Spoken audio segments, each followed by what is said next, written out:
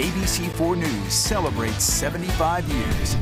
Good evening, I'm Emily Flores. We welcome you to the ABC4 News at 10 o'clock. We do begin tonight. Let's head over for a first look at the forecast as we have a cold day today, but a warm up on the way. Thomas? Yeah, so we're going to be warming things back up, and as we warm things back up, while the weather is going to be great over the weekend, we're going to see likely more enhanced runoff concerns, and we could see more avalanche concerns as well. But let's talk about some of that runoff. Even today, with the cooler temperatures that have moved in, it's kind of helped ease things a little bit, but the Ogden River is still flowing pretty well. This was shared by Marilyn White. So if you're going to be heading out this weekend, a couple things to keep in mind. Even if flooding is not a threat where you're going to be, water will still be running fast and will be very cold. Hypothermia and drowning are possible even in brief periods of times in water, so it's kind of best to stay away from that fast-moving water, especially for your kids and for your pets. Slot canyons could become inundated with runoff, especially down in southern Utah, so make sure you're avoiding those backcountry hazards or you're planning accordingly if you're planning on going into the backcountry. And for what you could do, clear the deep snow from your foundations, clear those drainage paths, and of course stay up to date. We have a whole list of information on our website on abc4.com.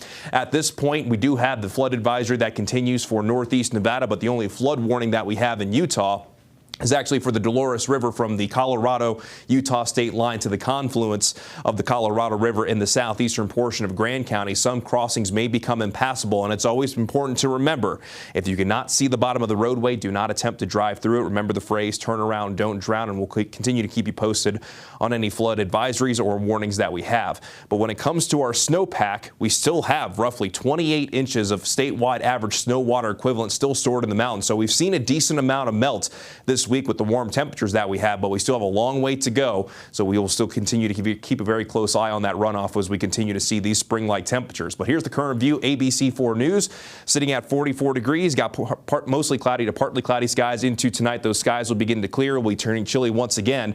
But as we go into your Saturday and Sunday, high pressure will set up shop, and that's going to lead to a warming trend. And by Sunday, temperatures will be well above our seasonal averages.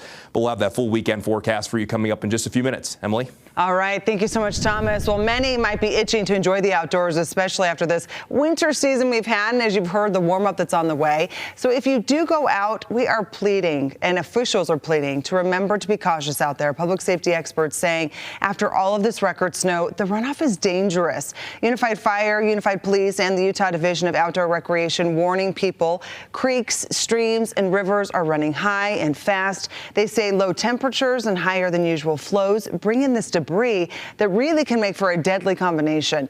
They're advising people to keep an eye on conditions, stay at least 10 feet away from the moving water, and if you do happen to go boating or kayaking, wear a life jacket and have safety gear.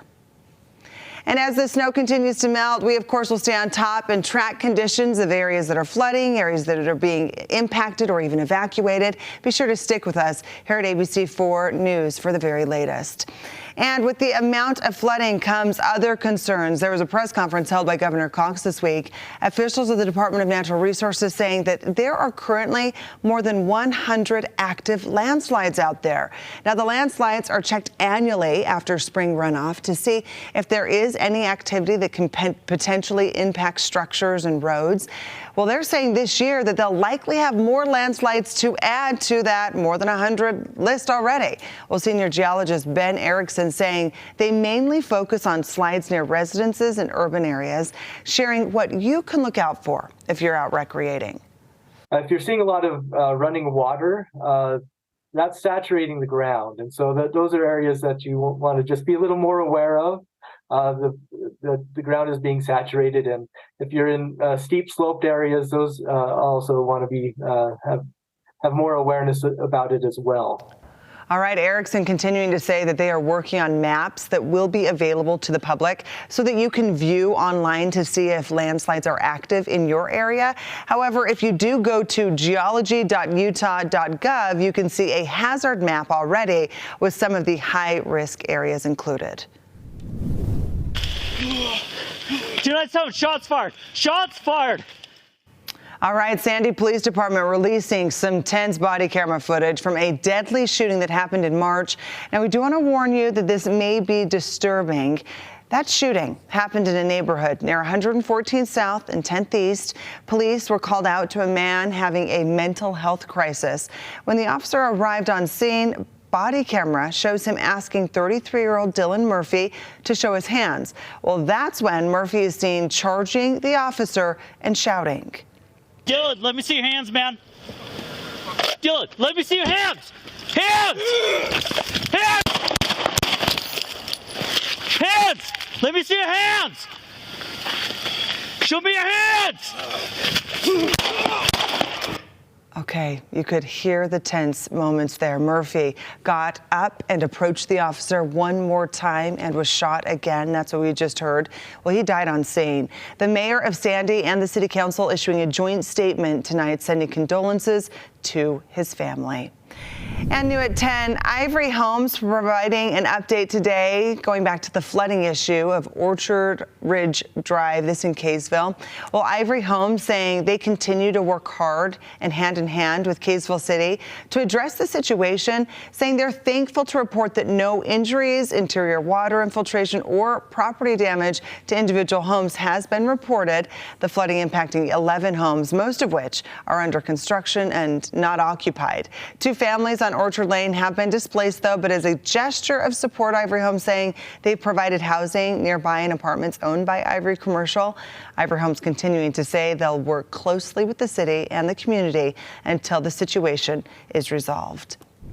And the U.S. Adult Figure Skating Championships taking place this weekend in Salt Lake City. The competition showcasing some of the best adult figure skaters in the entire country. So the event, which started on the 11th and is going through the 15th, being held at the Salt Lake City Sports Complex, it features a range of exciting competitions, including singles, pairs, ice dance, and new this year, solo dance. One of the skaters expressing her excitement about the event and what's in store for tomorrow. Tomorrow is really exciting because it is the best of the United States. The championships for all age groups, we have age groups 1 through 5, but the championships, everybody, no matter what the age is, it's by their level of test.